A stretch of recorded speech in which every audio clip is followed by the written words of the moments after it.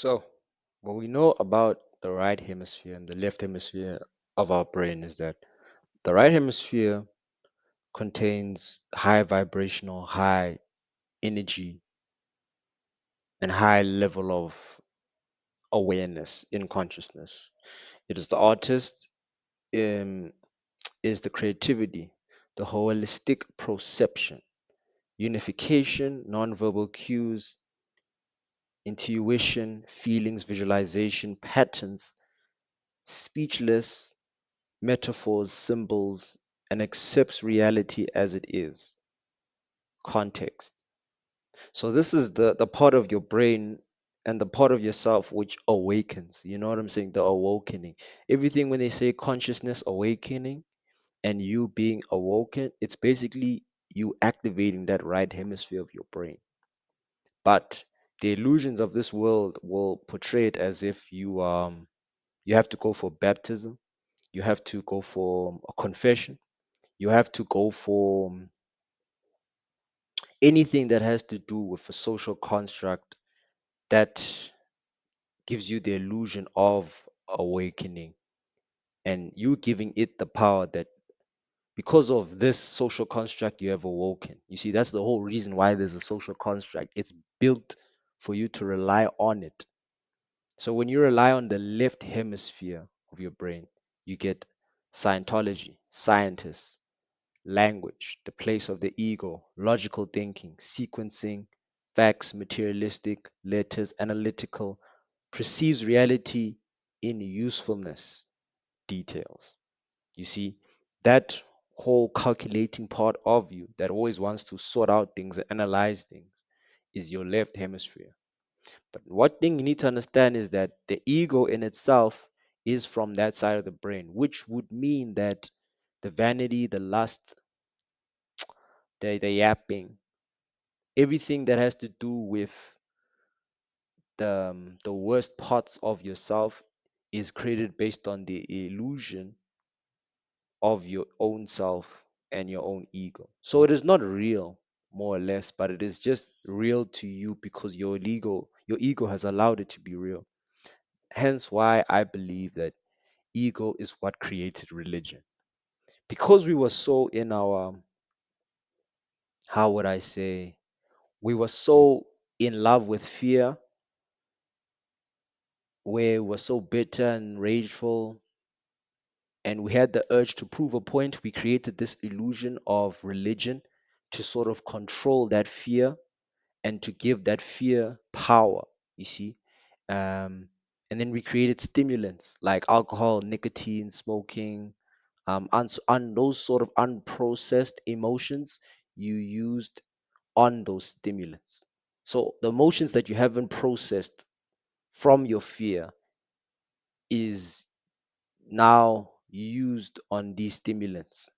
Therefore, that's why we get alcoholics and people who are very addicted to cigarettes and drug addicts. You see,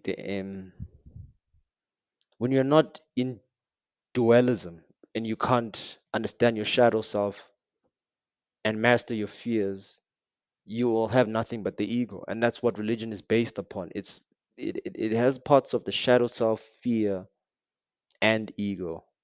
But when you understand ego, you understand that you're creating all their rules, all their ties, all their bondage that the religion itself creates.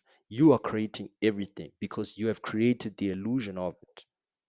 You see, everything is from itself, everything is happening because of these two hemispheres. And now when you're in the center and you're balanced, that is the awakening or the spiritual awakening that some people would consider because you now have mastered the self. Both hemispheres participate and contribute to all activities. However, they do the activity in different ways. In other words, both brains carry out the same functions, but function in two distinct and different ways. Both brains have separate views and perception of the world, you see. So you can say it's the left and the right, the blue and the red, those sort of dualities, the yin and the yang. It's one thing, just has two different view sets because they create their own illusions. You see, the right hemisphere presents reality as unified. The left hemisphere proposes reality as an analyzed and a broken down, then the unified whole presented by the right brain. You understand what I'm saying? It says even in John verse 21, chapter 6, cast the net onto the right hand side of the boat and you will find fish. Move it to the right hemisphere of the brain, and you will find God and unification, higher self.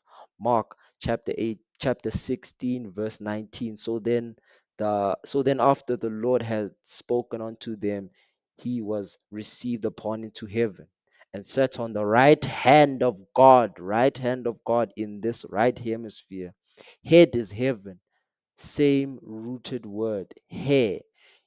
You see, this proves that religion in itself is it's hiding a lot of aspects about you, but it's hiding it by creating this character who is Jesus, Allah, Buddha, Satan, um, the monkey in Hinduism, those sort of things. They create characters based on you, but they don't tell you this because they want your money, your time, and your energy. It's very simple, guys.